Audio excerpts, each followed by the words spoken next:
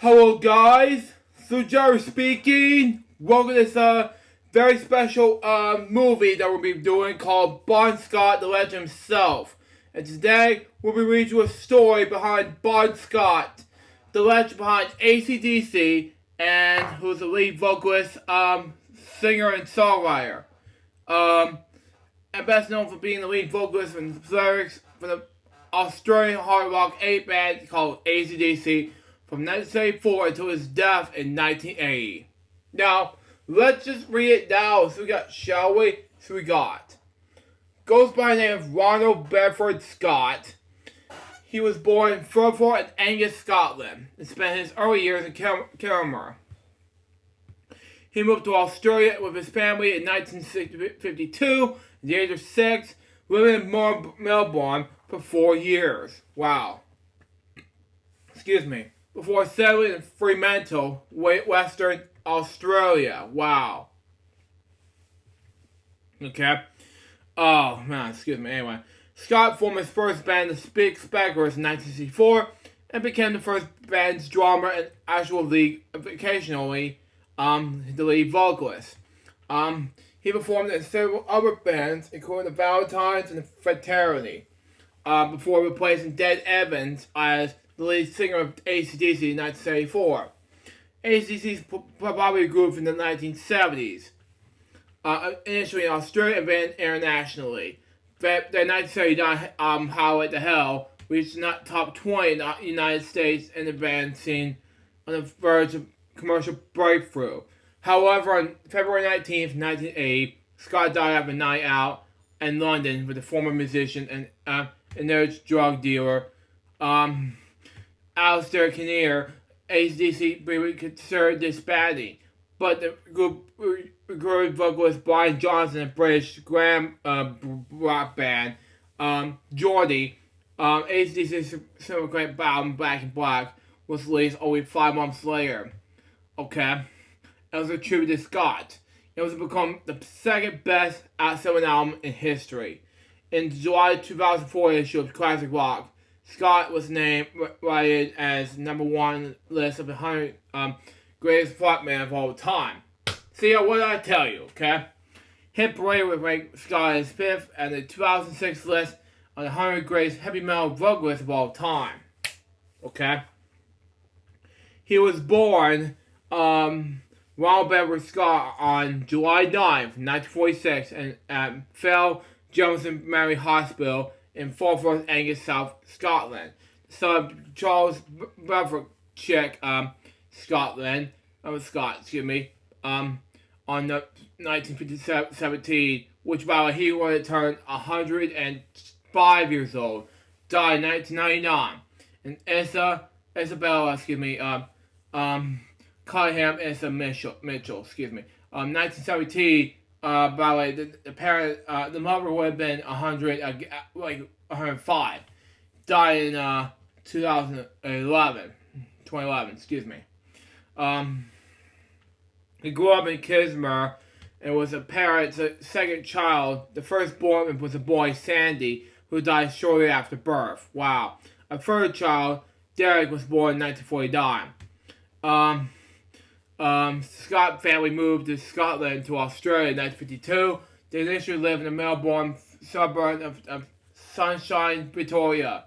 Okay, and Scott attended nearby Sunshine Primary School. The nickname Bond was named shortly after starting school. Wow. Because there another Ronald in the class, his classmates played on the phrase Bonnie Scotland. The fourth child, Grandsmith, was born in 1953. In 1956, the family moved to Fremantle.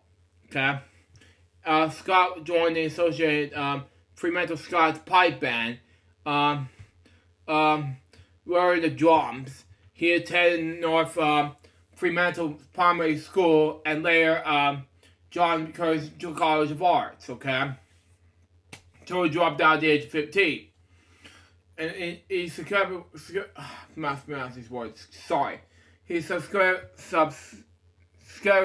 I can pronounce this word. Sorry. He worked also occasionally as a farmhand and a 30K fisherman. and was later the trainee machine mechanic.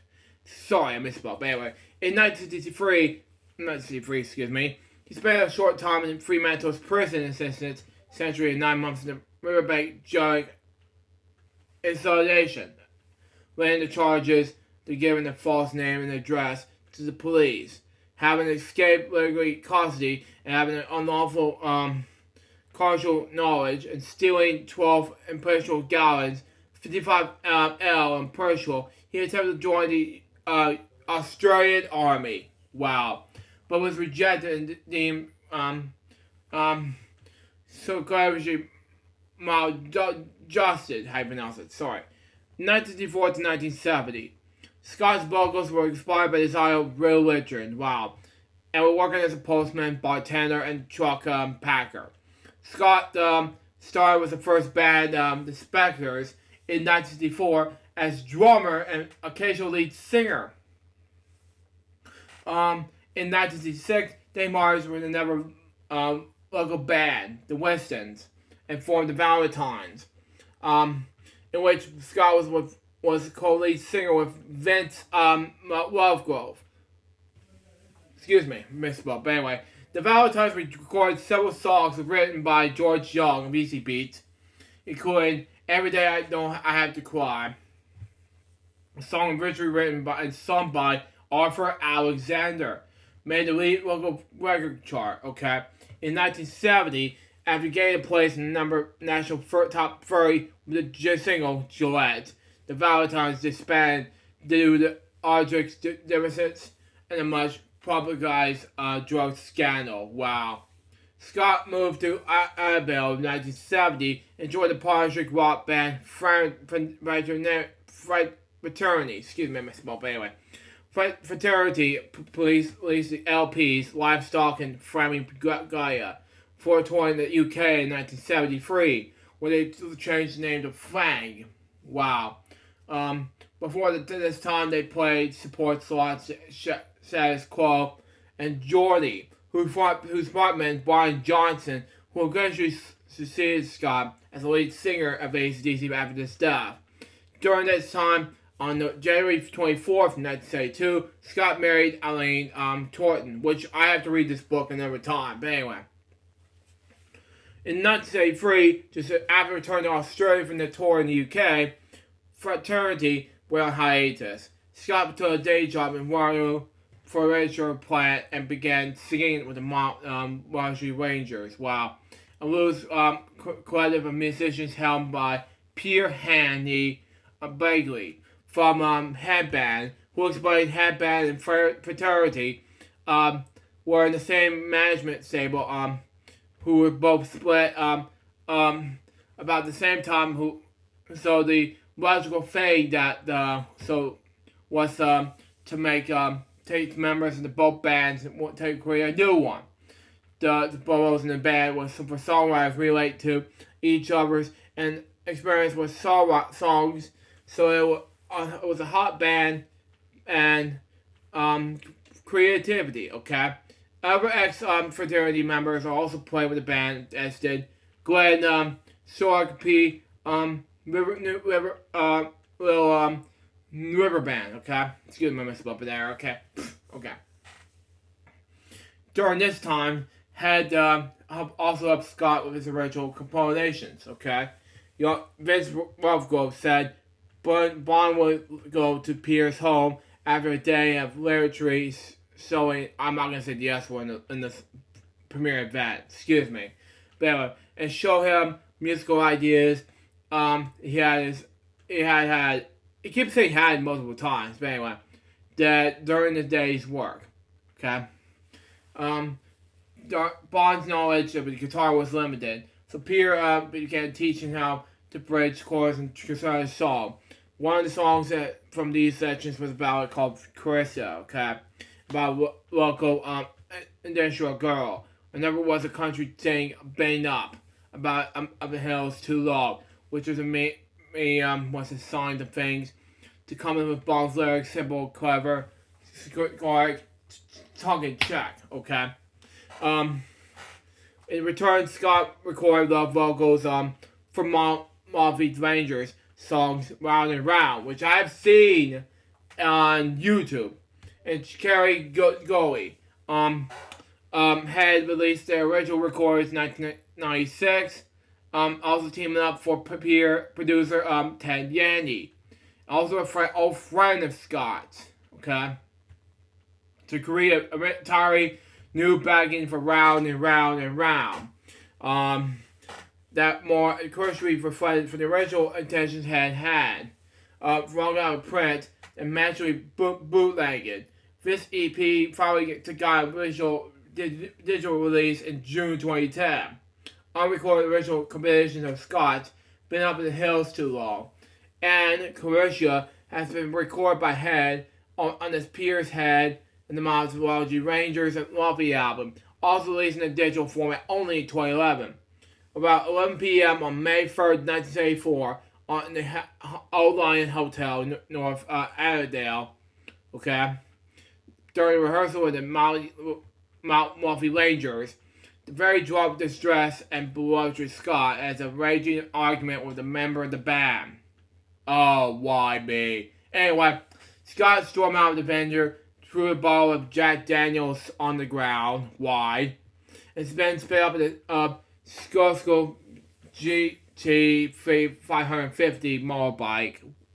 I felt worried for Bond at this point, but anyway. Scott suffered serious injuries from the motorcycle accident. Spending 3 days in a coma for the future of 18 days in the hospital. Vince Lovegrove and his wife been providing a booking with management and energy give Scott jobs, such as putting up posters and playing in the office during his recovery. Shortly after, introduced him to AC/DC. Well, who were looking for a new singer. That was good. Then one was an old, young, dinky little grand band from Sydney who were both loved, called AC/DC. Before another AC/DC visit, George Young phoned me and said the band looking for a new singer. And I immediately told him the best guy for the job was Bond. George responded by saying Bond's accident was not allowed him to perform. Why? Anyway, and that maybe he was too old. And we barely talk about this my Friday show, and why is he not interested? Anyway, nonetheless, I've been meeting with Malcolm and Angus and suggested Bond have as a new singer. Yeah, I have to agree with that. They asked me to bring him out in the Parker Hotel that night and to come backstage after the show. When he watched the band, Bob was impressed and he immediately wanted him to join them, but thought they might be a bit too experienced and too young. Why? Anyway, after the show, backstage, Bond impressed his staff and about them being able to rock. Wow. The two young brothers told Bond he was too old to rock. No, he was, he is not too old for rock. He was young, it was old enough to rock, thankfully. But anyway, the upshot was they had a jam session that night. It was on his home's of Bond's former mentor, Bruce Hall. Okay? And at the end of the sessions, at dawn, it was obvious that AC/DC has found a new singer, and Bond had found a new band. Like Scott, Malcolm Young, and his youngest brother, Angus Young, of AC/DC, were born in Scotland before emerging to Australia in their childhood with their families. Okay? Fraternity reformed and replaced Scott with Jamie Barnes. AC/DC in the Bond Scott area began when Scott's wife Arlene Troy rewrote the first time Bond saw AC/DC was in August in 1974. Wow. She came through Adelaide with the Lou Reed and Stevie Wright tour. They played on their own show in the Porgaria Hotel. The first time I saw AC/DC was at Porgaria Hotel in September. Get up there, Bond. Vince kept saying. That Bond they have a singer that night that could play instrumental versions of the old rock and roll standards. The boy ripped their through all of these classical music numbers, and then finally, with enough pressure events, Bond can climb on the stage. Wow. I didn't realize that AC/DC had to stack Dave Evans. Wow. And they wanted Bond to replace him. Like Bond, the Youngs were Scottish. And I have to agree with these three. Yeah. I just think when I'm taping this movie right now, this thing will be so oppressed when it comes to this entire thing. These three are like brothers, you know, as I saw this behind the music, and I talked about in the episode 38, you know, that's just me. I'm 39 respectively, but anyway. And they're sort of innocent Bond, excuse me. Anyway, Scott replaced Dave Evans as the lead singer of AC/DC on October 24th, 1974, when it became obvious the band and Evans were heading in different directions. And I have to agree with the band, yeah. And Evans, I saw him on Can I Sit Next to You? It kind of reminds me of Vin Lizzy's the Boys Are Back in Town music video. But I won't be wrong anyway. But it also did, but in the 70s, 80s, it reminds me, so it died. But, you know, that we're going to do that in another movie. But anyway. With Evans having personal clashes with band members and management, Scott's appointment concluded with him working at closure with the band enough time until an audition promoted him to lead singer. Wow. With Young's brothers and lead and rhythm guitarist, session drummer Tony Corsha see AC/DC lineups, which I've talked about another time, but anyway. And George Young's temporary bassist, AC/DC released High Voltage. Wow. Their first LP in Australia in February 1975. Which, by the way, LGBT month, by the way, within a few months, Curry was replaced by Phil Rudd and Mark Evans. And Mark Evans was hired as temporary bassist. Which George Young was good at the bassist, but Mark Evans was definitely great at it. He was hired temporary, and he's later known for being a bassist on Rose Tattoo since 2018. Anyway, and AC/DC began recording their second album, TNT, which was released in Australia in December 1975. By the way, this is our, let's say, I don't know how many years was this, by the way. The first AC/DC album gained international distribution, however, was a commission of tracks for the first two albums, also titled High Voltage, was released in May 1976. Another studio album, Dirty Deeds Down Dirt Cheap, was released in September the same year, but only in Australia. The international version of the album was released next December with a different track listing. The album was not listed in the United States until March of 1981. Wow. Okay. In the following years, AC/DC was a very success for their albums Let There Be Rock and Power Age. Let There Be Rock with Mark Evans in the studio, live with Cliff Williams, and the rest with Cliff Williams in Power Age. Their 70 release of Power Age marked the debut of bassist Cliff Williams, who has replaced Mark Evans, and their hardest riffs. Following the blueprint set of Let There Be Rock, only one single was released from Power Age, Rock and Roll Damnation, okay?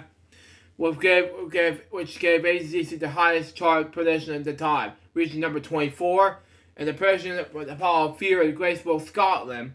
During the Power Age tour, was recorded and released as If You Want Blood, You Got It. Excuse me. Anyway, the band's sixth album, Highway to Hell, was produced by Robert Mang. Later at the albums were Def Leppard. Anyway, it was released in 1979. And it became AC/DC's first LP to break up the U.S. Top 100, eventually reaching number 17. Wow. It was propelled AC/DC's under the top ranks of the hard rock hats.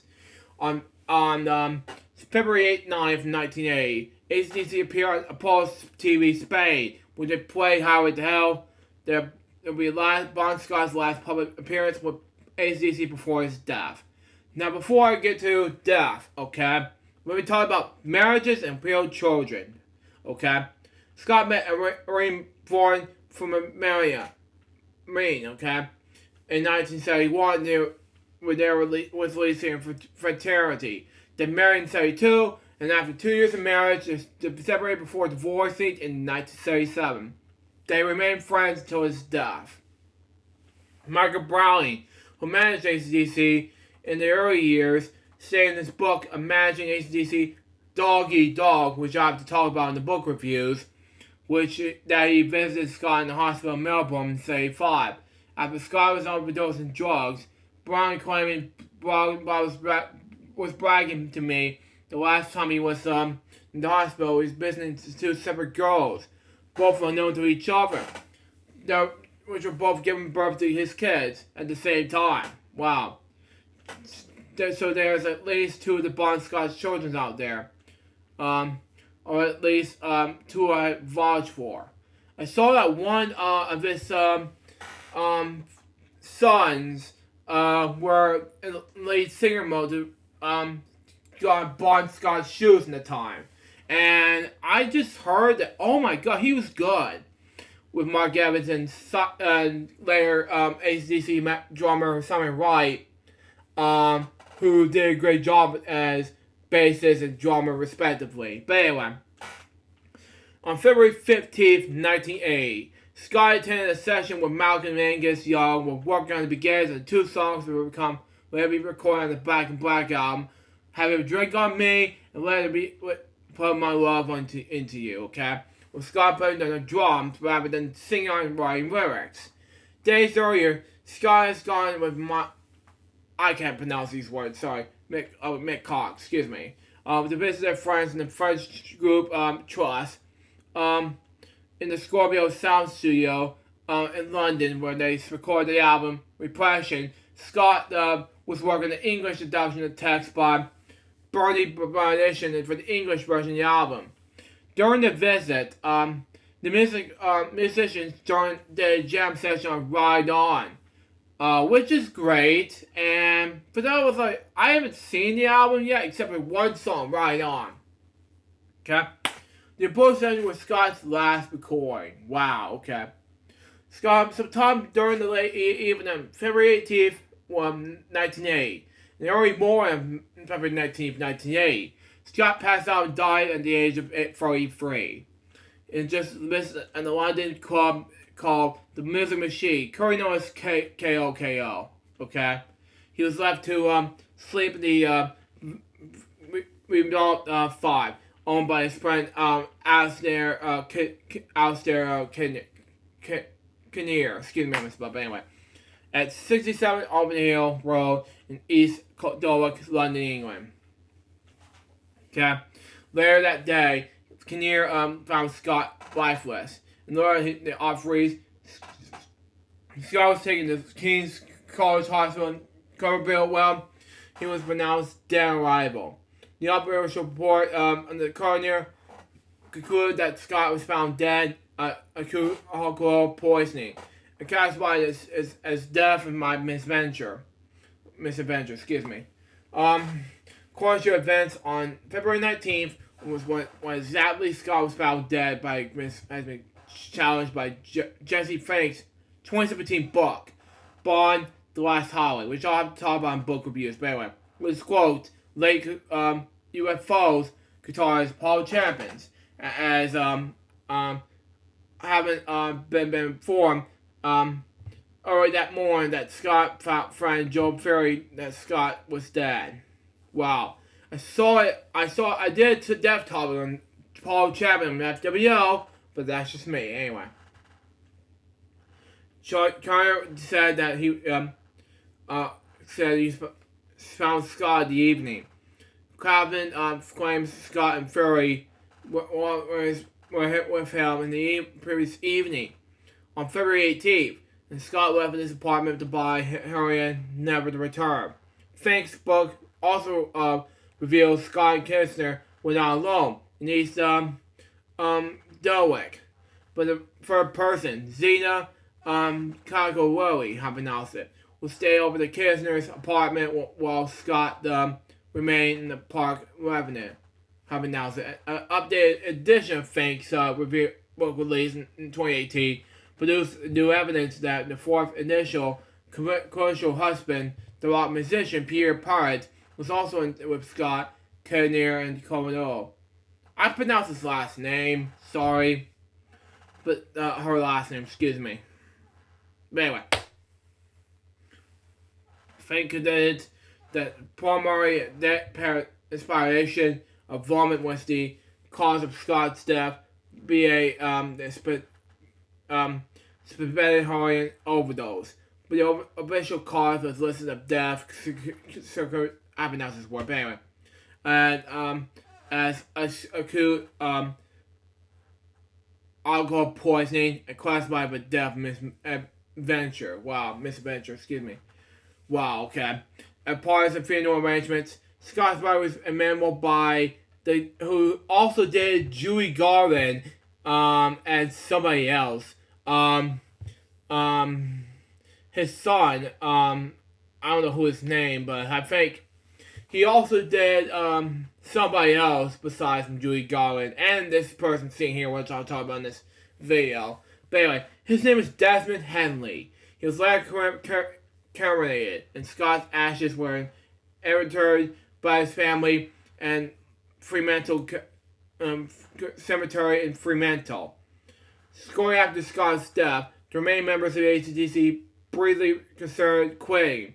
However, it was eventually decided that Scott would wanted them to continue, and with Scott, the family encouragement, the band hired Blige Johnson as a new vocalist. 5 months after Scott's death, AC/DC were finally working to begin with Scott and released Back in Black as a tribute to him. Wow. The usual wherever Scott's lyrics was used, uncredited on the album, remains as a enduring topic of debate. As Sphinx Bond the Last Highway, Scott's girlfriend, Sarah Smith, who died in 2016, which is the worst year ever, and Holly X. A version both claim that Scott wrote the song You Shoot Me All Night Long. Wow, okay. Legacy behind him, okay? Let me go down some more, okay? It was true. Landmarks. In Australia, his gravesite was become a controversial landmark.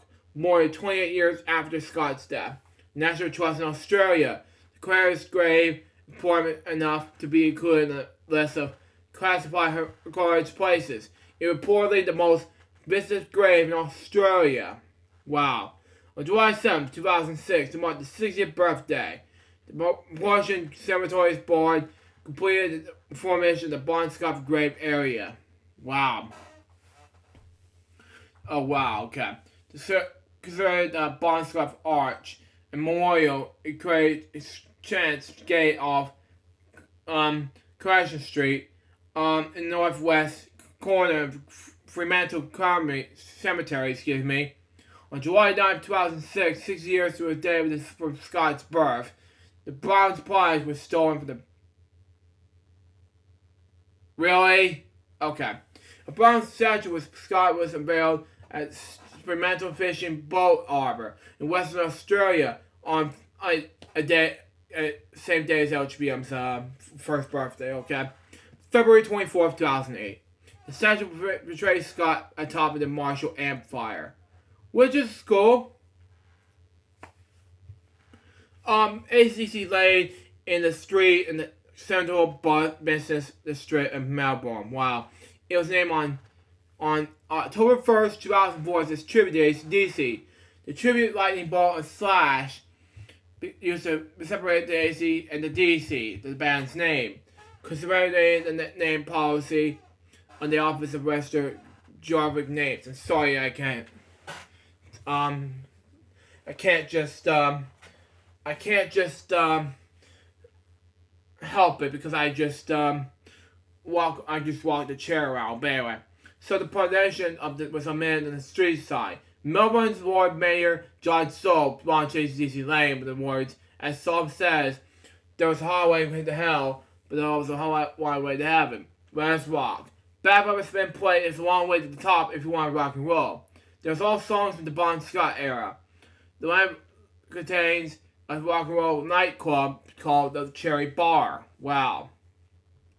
Then Scotland, on May 6, 2016, 2006, excuse me, the town of Curry in Scotland at L Service and Yeovil, the Jasness, Stone, Slab, commercial the singer. Oh God. Anyway, message will read the longtime friend and fellow member of the Valentine's, Vince Lovegrove, and what she said. The thing I love most about Bon Scott was his good news, okay? Was his almost a unique self-honesty, okay? What you saw was he was a real person, and honest as the day is long. Good enough, okay? To my mind, he was a street poet to my generations. And I have to agree with Vince Lovegrove, okay? And all the generations that followed. Good enough. Alongside bronze statue of Scott was available by former AC/DC bass player Mark Evans in Bella's bronze car park in Collier on April 30th, 2016, one of the worst years ever. During the 10th anniversary of the Bonfest Music Festival, wow. Kermere, hosts an annual festival known as Bonfest as a tribute to Bon Scott and AC/DC. It's originally held in July on the weekend closest to his birthday, but moved to May because of the other events in the local area during July. The statue was commissioned by the local community group DD8 Music and created by John McKenna, okay? Promotion just released. AC/DC released box set entitled Bonfire is attributed to Scott on November 18th, 1997. Excuse me. It contains 4 albums, a remastered version of Black and Black. Okay? Rarities, with alternate takes, outtakes, straight cut live cuts, vaults, and 2 live albums, including live from the Atlantic Studios and Let Me Rock the Movie. From the Atlantic Studios was recorded on December 7th, 1977. The Atlantic Studios in New York City. And Let Me Rock the Movie is a double album, which was recorded on December 9th, 1979 in Pavillon de Paris in Paris. With the soundtrack of the motion picture called AC/DC Let Me Rock in 1980 release of the movie, okay? Which I said that, see here, I had to move the tab around because I'm not going to open the tab around, but anyway. It came out fairly in September 1980 and on videotape the same year. Okay? Makes more sense. Anyway. Accolades and awards and tributes. AC/DC's 7th studio album, Black and Black, was listed a dedication and tribute to Scott. 2003. Scott was promoted included inducted to the Rock and Roll Hall of Fame as a member of AC/DC, with his nephews presenting accepting the honor in his place. 2003. Scott was out with AC/DC, not to say nice, how the hell rank really 199 of Rolling Stones on the 500 greatest albums of all time. 2004, the song Highway to Hell with Scott co-wrote with Malcolm and Angus Young, ranked 250. Oh my god, okay, that makes sense now. Anyway, 254 on the Rolling Stones, the 500 greatest songs of all time. It makes more sense. But anyway, in July 2004 issue of the UK magazine Classic Rock, Scott was rated the number 1, and that was good, in the list of 100 greatest punk band, ahead of Freddie Mercury. Good. It was his which is good enough, and Robert Plant. The French rock band group Trust wrote their hit song Donner H. I pronounce these French words, but anyway, You Asked That in memory of Scott in 1980. German hard rock band Kingdom Come wrote and recorded songs titled Bon Scott for the album A Cry from the Moon. It's a tribute to former AC/DC frontman. Roman hard band rock group Iris recorded the song I Can't Pronounce These Words, sorry. Bond's Last Breakfast is a tribute to Scott for releasing the 1977 album Luna Polonia. Okay, many artists performed live covers as Scott wrote for the AC/DC's as a tribute to him. On February 19th, 2005, with the 25th anniversary of Scott's death, thrash metal band Megadeth, which is amazing. Megadeth would be good enough before a cover of Problem Child as a tribute. Wow, it makes more sense. Good enough, and there's happy faces right there. Anyway, singer and guitarist Dave Mustaine talk about how much Scott in fact influenced him, and I agree with that. I agree with Dave. Yeah, good job, Megadeth. Hard rock band Guns N' Roses performed Whole Lot Rosie and a concert and cover in 1987. AC/DC performed their song Ride On only one time in 2001 as a tribute to Scott. Okay, now in literature, Scott is the subject of 5 books, including the 2 biographies. Quentin Walker's biography Highway to Hell in 1994 and updated in 2015. His ex-wife's Irene Torrens' memoir, My Bon Scott, in 2014, retitled Outside Australia as Have a Drink on Me. The Battery Otherwise tribute by Livewire in 2015. J.P. Quinton's historic fiction Bad Boy Boogie in 2016, and Jesse Fink's biography Bond: The Last Highway in 2013 and updated 2018.